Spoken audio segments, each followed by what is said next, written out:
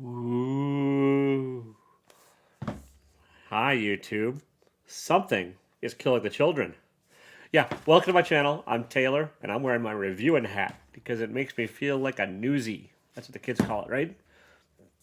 Anyway, yeah, today I'm going to be reviewing the volume one of Something is Killing the Children by James Tynion IV with art by Werther Dell'Edera. So, yeah, and these tend to be my least watched. Either way, no one reviews my videos. You should maybe review this review of this review. Yeah, that'd be great. Don't do that. Well, you can.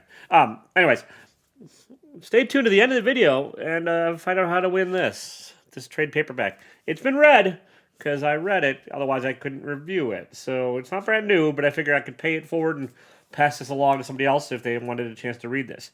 So, anyways, enough awkward rambling. You're probably here because you want to know whether or not you should read Something is Killing the Children if you haven't already. It's what the kids call, and I know I said that twice, so I'm going to stop that and hopefully chop this bit out. I probably won't. Yeah. Anyways, it's an underground sensation that's not underground. It's an indie comic that's not really indie. It's kind of hit the mainstream. It's very popular. Should you read it? Yep. Yes, you should. Okay. Thanks for tuning in. Have a good day. Talk to you later. Yeah. Okay. If you want a little more detail, I'm going to go into some mild spoilers from here on out. So, yeah, if you don't want to be spoiled, go pick this thing up and read it and, figure it out for yourself. If you don't mind a few mild spoilers, stay tuned. So, something, it turns out, is indeed killing the children, and the grown-ups can't see it. So that's the basic premise of this entire book, and it's in all the descriptions. It's not really much of a spoiler, but it's at the same time fast paced and kind of a slow burn. And I'm not sure if that makes a whole lot of sense, but that's kind of how I felt when I was reading it. It's dialogue heavy and a lot of quippy, pithy dialogue-y bits, words and stuff. And that's what James Tynion kind of does. He's got a lot of back and forth banter kind of things, and he does it in this book too. He did it in Batman. He's doing it in other things that I can't remember right now. But yeah, he's got a lot of dialogue in here, and like it is fast paced, and you kind of dive right into the action. You kind of like get right to some gruesome bits and stuff. This is definitely not for kids. It's definitely a grown up a book for grown ups, and there are some gruesome bits in here and stuff, and yeah, but it also like the pacing does just kind of like slow down. You get introduced to new characters, especially Erica Slaughter, which may or may not be her first name. She's a great protagonist, and that might not even be the right word. Anti-hero, also possibly not the right word. Main character, that's probably more accurate, at least in this first arc. It might shift in others. I'm not, as far as I've read.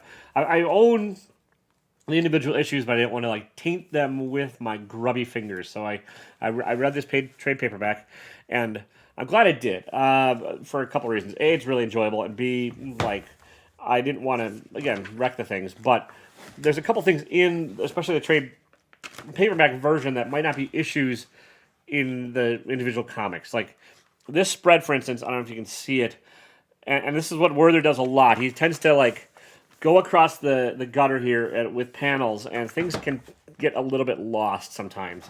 And it's not like he just does. He like his choice of panel layout in the individual comic wouldn't be as big a deal, but in the TPB, it's kind of sometimes hard to tell which direction to read the page, and which way the panels flow, because things just kind of sometimes get lost in there.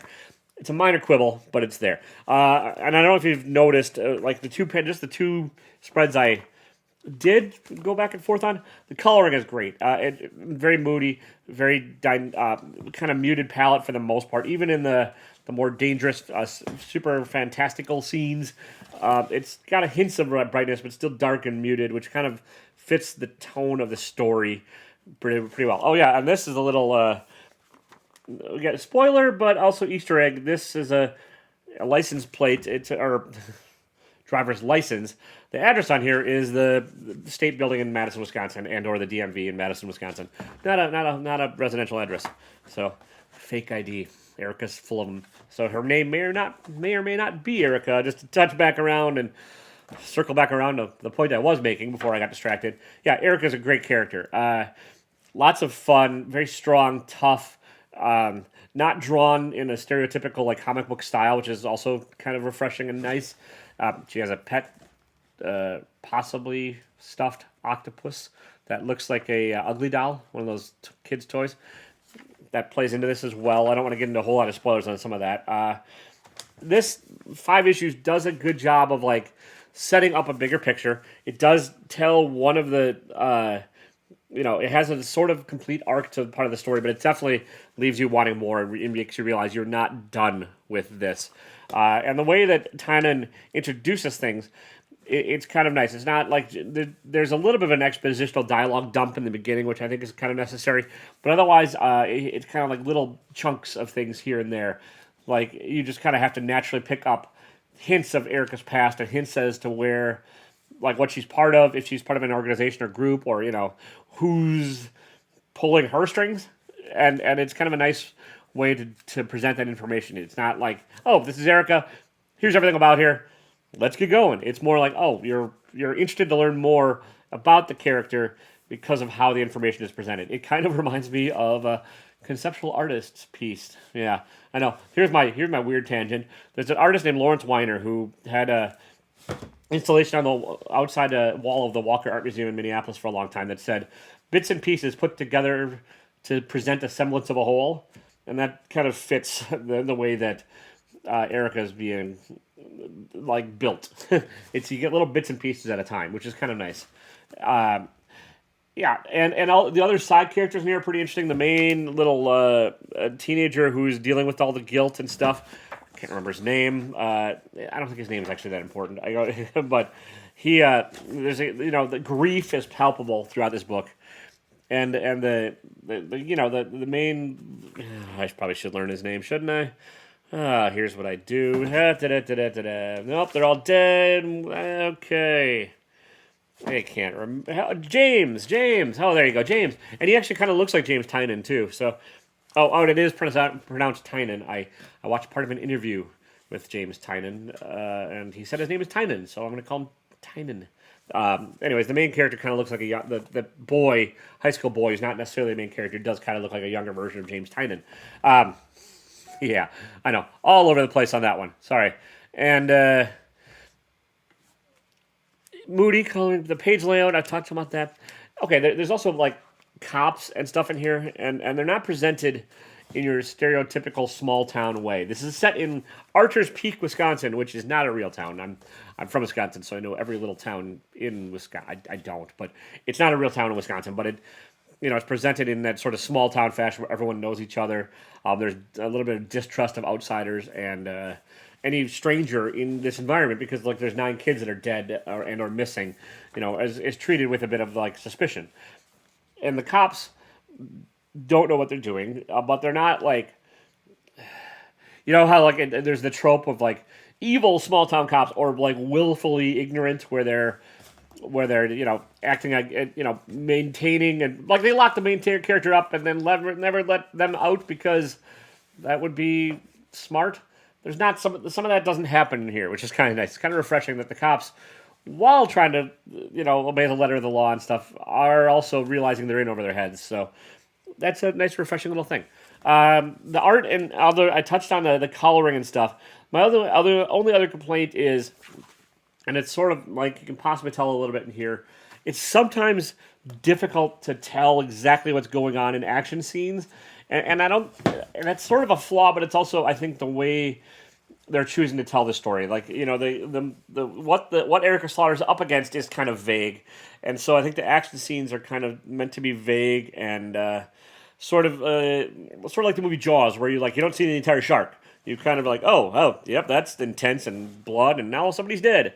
There's some of that in here, and it works better, like in some places better than others, but it's not. It doesn't really detract from the story that you don't have all the details. Fairly simplistic backgrounds and stuff. Like Werther does not spend a whole lot of time drawing intricate backgrounds and stuff. His characters, they're easy to differentiate, and it's easy to tell them apart, which is nice. A little bit cartoony, kind of sketchy. He does, I believe, all the inking, penciling, and coloring on his own. The lettering, I didn't notice it, so that's good, right? If you don't notice the lettering, that means lettering's fine. And I know that sucks if you're a letterer and you want all the praise in the world, but that is kind of high praise. I think it's fine lettering is it means it's not bugging you, and so yeah. But on the whole, I really enjoyed this. I'm looking forward to reading the next trade paperback. I probably will read it in trade paperback form. And I would recommend actually reading it in trade paperback form or in larger volume form because it goes by pretty quickly. And if you're reading issue to issue, I have a feeling it can get a little bit frustrating. It tends, there's some cliffhangery bits at the end of each chapter, aka individual comic, which are nice, but it's also nice to get like a little bit more of a hunk of a story in this. And so, yeah, I'd recommend the trade paperback. It's also, this one's available on Comixology Unlimited. This first volume is, if you're one of their digital readers. So you can do it that way. But yeah, there you go. That's kind of my rambling, nonsensical take on this book. I really enjoyed it. You should read it. You should buy it. You should support it. It'll probably be turned into the next big thing, and so you should spec on it like everyone else is doing.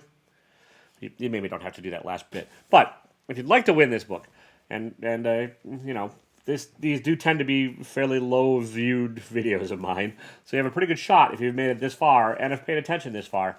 In order to win this, just a couple things. Hit the like button, please. Be subscribed to my channel, please. U.S. only on this one because shipping overseas is ridiculously expensive, and it's a giveaway, and I'm trying to give free stuff to the community, but like I'm also trying not to go broke while doing it because I don't have a lot of cash, and I'm not making money on these videos. So, U.S. only, 18 or older, be subscribed, hit the like button, and then leave a comment down below of something you think I should review next. I might not take you up on it. It might just be, something that I'm not interested in or whatever, but I'd like to hear what you think what you'd like me to cover next, or you think something I might like, or whatever, or something you've read and really enjoyed, or something you have not read and are interested in. Just leave a comment down below. Preferably not like, read all of Superman, because that's no, people. But like a graphic novel or a small indie book or even a story arc. It can be a superhero story arc, but just not. Everything with Green Lantern. Also, no.